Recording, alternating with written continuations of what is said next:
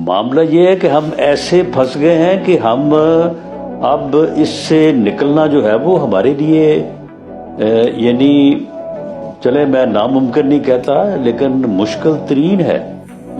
اور اس کی وجہ یہ ہے کہ وہ بندہ جو ہے وہ 4 سال برسے اقتدار رہا ہے. اس نے 4 سال میں اپوزیشن کے ساتھ ہاتھ نہیں ملایا, اپوزیشن لیڈر کو فون نہیں کیا, بیٹھ کے بات کرنا مناسب نہیں سمجھا. جب ملک کے اوپر حملہ ہوا, وہ پلوامہ والا جو واقعہ ہوا تھا, اور اس وقت اس شام کو یہ خطرہ تھا کہ انڈیا جو ہے وہ میزائل حملہ کرنے والا ہے پاکستان کے اوپر, ہر بندہ فکر مند تھا. آرمی کی قیادت نے, اس وقت کے آرمی چیف اور DGI-SPR نے کہا کہ اپوزیشن کو اعتماد میں لینے کے لیے ہم انہیں بریفنگ دینا چاہتے ہیں. بریفنگ لینے کے لیے پوری اپوزیشن جو ہے وہ کمیٹی روم 2 جو ہے پارلیمنٹ بلڈنگ کا, وہاں پہ 1.5 گھنٹہ منتظر کی ہو رہی. ساتھ دیوار مشترک ہے پرائم منسٹر چیمبر کی, وہاں پہ موصوف بیٹھے تھے. آرمی چیف نے بقول ان کے منتیں بھی کی اور کہا کہ آئیں, آپ کی سربراہی میں میٹنگ ہوگی تو وہاں پہ جو ہے وہ ہم نے بریف کرنا ہے. اس نے کہا کہ میں وہاں پہ جاؤں گا تو مجھے تو ان کے ساتھ ہاتھ ملانا پڑے گا, میں نے تو ان کو چھوڑنا ہی نہیں, میں وہاں پہ نہیں جاؤں گا. وہ وہاں پہ نہیں آیا. رانا صاحب, یعنی میں یہ بات جو کر رہا ہوں میں یہ ایکسپیرینس کی بنیاد کے اوپر کر رہا ہوں, اور باقی آپ اس کو نوٹ فرما لیں. آگے آنے والے میرا خیال ہے 6 ماہ میں 1 سال میں فیصلہ ہو جائے گا. اب یہ جو قضیہ ہے, اب اس سے اور زیادہ دیر ملک برداشت کر ہی نہیں سکتا. تو یا ایدر وے, ادھر یا ادھر کوئی نہ کوئی فیصلہ ہو جائے گا. وہ کیا ہو سکتا ہے فیصلہ, ادھر یا ادھر؟ یہ 6 ماہ بعد, سال بعد بھی آپ یہ کہیں گے کہ میں نے درست کہا ہے. نہیں, ادھر یا ادھر سے کیا مراد ہے؟ ادھر کا فیصلہ یہ ہے کہ کوئی ایک فریق نہ رہے, یا ادھر کا فیصلہ ہے کہ کوئی فریق نہ رہے؟ مطلب یہ تو بڑی آپ سخت بات کہہ رہے ہیں.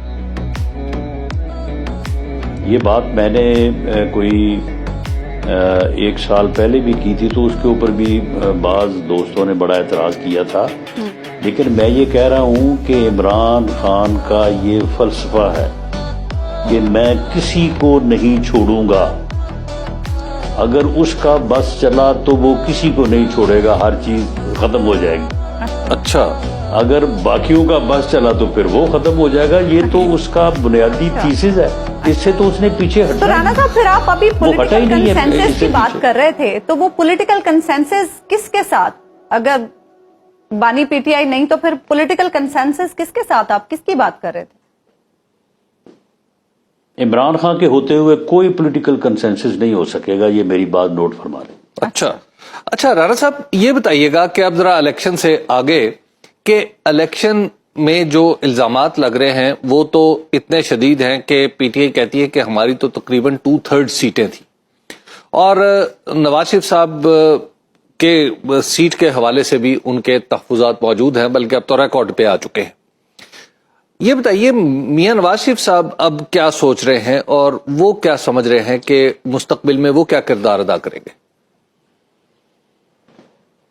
دیکھیں حبیب اکرم صاحب, بات یہ ہے کہ اگر تو جمہوریت ہو, اگر جو ہے وہ رول آف لا ہو, اگر جمہوری رویوں کی بات ہو, تو پھر تو اور بات ہونی چاہیے نا.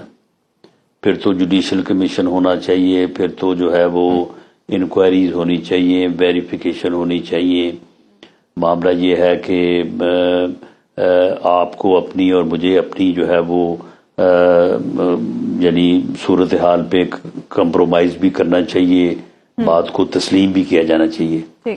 یہاں پہ تو معاملہ یہ ہے کہ ایک آدمی آپ کے سامنے کھڑا ہے, وہ آپ کے وجود سے انکاری ہے, اور وہ آپ کے وجود کو ختم کرنا چاہتا ہے.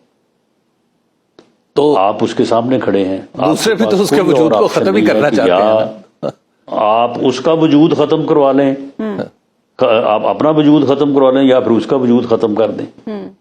آپ مجھے بتائیں کہ اب یہ جو بات ہو رہی ہے جس کو آپ نے پوری طرح سے فریم کیا ہے کہ جی یہ سیٹ یہ ہوا وہ ہوا 2/3، معاملہ یہ کہ 2018 میں جب سیم ہماری پوزیشن یہ تھی، ہم یہ کہتے تھے کہ ہمارے ساتھ 2017 سے لے کے 28 اگست کو جو فیصلہ آیا تھا کہ تم نے بیٹے سے تنخواہ نہیں لی تو لہذا جو ہے وہ تم نااہل ہو اور وزیر اعظم ہاؤس سے نکالا گیا، ہم یہ کہتے تھے کہ اگر ہمارے خلاف یہ سارا کچھ نہ ہوتا تو ہم 2/3 میجورٹی سے کامیاب ہو جاتے۔ ہم یہ کہتے تھے کہ اگر RTS